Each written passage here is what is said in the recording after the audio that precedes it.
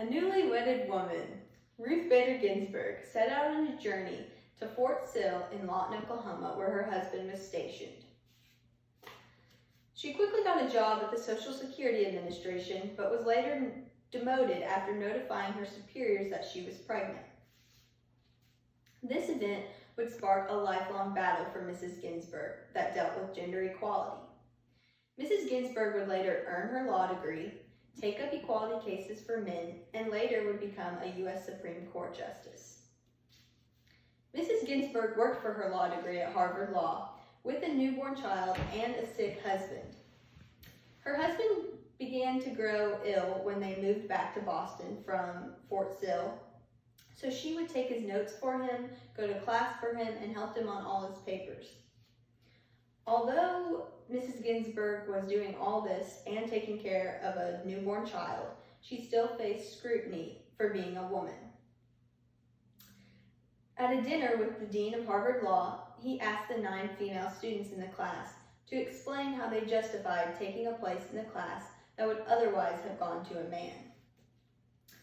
Mrs. Ginsburg didn't do well with comments like this, and she continued to face unequal treatment, including not even being able to utilize the same libraries as her fellow male classmates.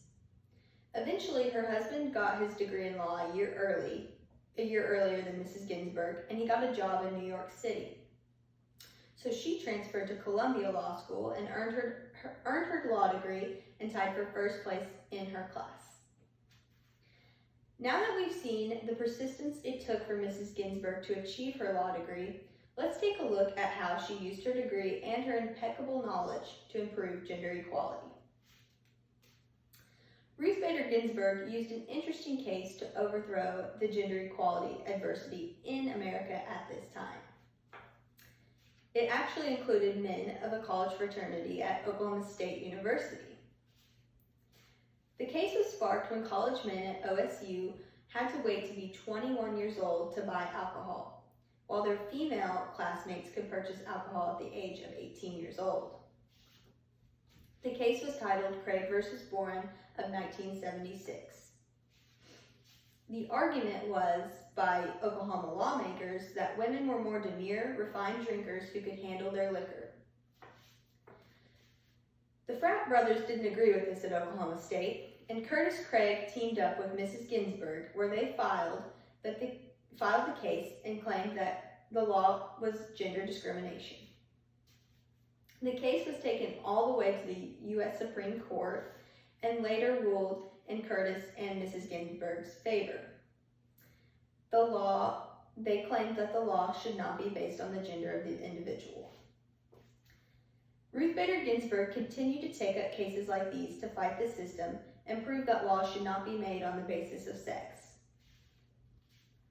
Mrs. Ginsburg later took up another case, Weinberger versus Weisenfeld. In this case, the man made significantly less money than his wife.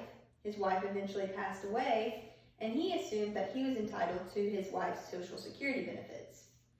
At this time, when this went down, the law was that women were entitled to the benefits, but men were not. It was assumed that the man should be the moneymaker of the household, not the woman. So, Mrs. Ginsburg claimed that law reinforced the assumption that working for pay is primarily the prerogative of men. Mrs. Ginsburg continued to win cases like these and continued to fight the battle of gender equality. So we've seen how Mrs. Ginsburg obtained her law degree and utilized it. Let's explore her world as being a U.S. Supreme Court Justice. On August 10, 1993, President Bill Clinton nominated Ruth Bader Ginsburg to be a U.S. Supreme Court Justice.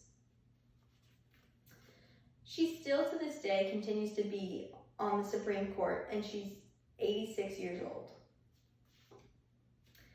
Mrs. Ginsburg even works out daily, still. She has a trainer at the Supreme Court and even has a workout named after her, titled the RBG.